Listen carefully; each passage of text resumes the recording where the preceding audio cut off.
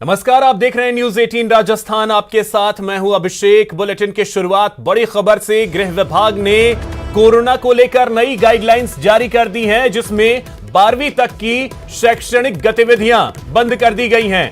30 जनवरी तक सभी स्कूल बंद करने का फैसला लिया गया है। इसके अलावा नगर निगम और नगर पालिका क्षेत्र के स्कूल बंद किए गए हैं। ऑनलाइन पढ़ाई जारी रहेगी। इसके अलावा मास्क न लगाने पर 1000 रुपए का जुर्माना लगेगा। शादी समारोह में केवल 100 लोग ही शामिल हो सकते हैं। इसके अलावा नगर निगम और नगर पालिका क्षेत्र में सिर्फ 50 लोग ही शादी में शामिल हो सकते हैं। और साथ ही आपको बता दें कि धार्मिक स्थल जो हैं वो रात 8 बजे तक खुलेंगे। लोहड़ी और संक्रांति घर पर ही मनाने की सलाह दी गई है।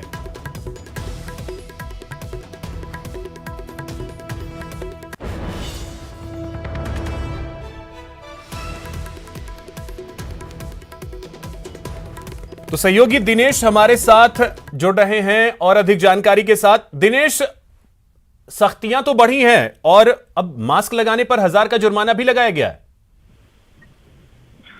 अब बिल्कुल देखिए, पाबंदियां की गई है। और खास बात अगर इस गाइडलाइन से देखें, कुछ प्रमुख बातें तो देखिए, जैसा क्योंकि अभी जो है वैक्सीनेशन वो 15 साल से ऊपर के लोगों का ही हो रहा है, तो 15 साल तक के बच्चे घर पर ही रहकर पढ़ाई करें। इसके लिए जो है वो 12वीं तक की शैक्षणिक गतिविधियां बंद की गई है। 30 जनवरी तक के लिए निर्णय है और उसके बाद जो है आगामी निर्णय लिया जाएगा। तो अभी ऑनलाइन जो है वो शैक्षणिक गतिविधियां चलेगी 12वीं तक की क्लासेज की।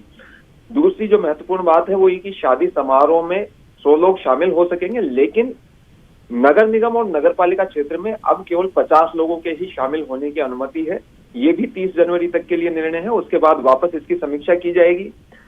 दूसरे तरह के जो आयोजन है, सार्वजनिक आयोजन हो, सामाजिक, राजनीतिक, खेलकूद संबंधी आयोजन हो, या फिर मनोरंजन संबंधित गतिविधियां हो, शैक्षणिक गतिविधियां, सांस्कृतिक आयोजन, धार्मिक समारोह हो, या कोई सभा हो, रैली हो, धरने प्रदर्शन हो, जुलूस हो, मेले हो, इन सभी में भी सीमा जो है वो 100 की ही निर्धारित है। लेकिन नगर निगम और नगर पालिका क्षेत्रों में ये सीमा अब सीमित कर दी गई है 50 तक, यानी 100 का आधा जो है वो कर दिया गया है। ये जो है वो 30 जनवरी तक प्रावधान किया गया है। ये भी तो इसके साथ ही कोविड एप्रोप्रिएट बिहेवियर जो है उसकी पालना करवानी होगी। नो मास्क नो एंट्री का जो है प्रावधान किया गया है। जो भी आयोजन होंगे उनमें नो मास्क नो एंट्री की जो है वो सख्ती से पालना करवानी पड़ेगी।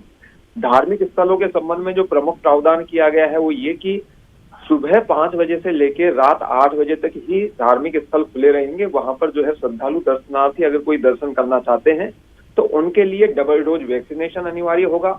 मास्क, 2 गज की दूरी यानी कोविड एप्रोप्रिएट बिहेवियर है, उसके साथ ही वैक्सीन की दोनों डोज जो है उसके लगी होनी चाहिए। और फूल माला, प्रसाद, चादर, पूजा सामग्री ये सब जो है वो बैन रहेंगे। त्योहार क्योंकि आ रहे हैं, 13 जनवरी को लोहड़ी है, 14 जनवरी को मकर संक्रांति है, तो ये अपेक्षा की गई है सरकार की ओर से, ये सलाह दी गई है सभी प्रदेशवासियों को कि वो त्योहार घर पर ही रहकर मनाएं। तो घर पर ही रहकर त्योहार मनाने की सलाह दी गई है। व्यावसायिक गतिविधियों का जहां तक सवाल है तो होम डिलीवरी तो 24 घंटे की अनुमति दी गई है, लेकिन रेस्टोरेंट जो है वो रात 10 बजे तक खुल सकेंगे। पहले 11 बजे तक खोलने की अनुमति थी, अब 10 बजे तक खुल सकेंगे, और वो भी 50% क्षमता के साथ। जितनी बैठक व्यवस्था मौजूद है रेस्टोरेंट में उसके 50% क्षमता के साथ वो खुल सकेंगे। बाजारों के खुलने का समय कम कर दिया गया है। इसके साथ ही सिनेमा हॉल, थिएटर है, मल्टीप्लेक्स है, उनके खुलने का समय भी जो है वो कम कर दिया गया है। वो रात 8 बजे तक ही जो है वो बाजार जो है खुल सकेंगे।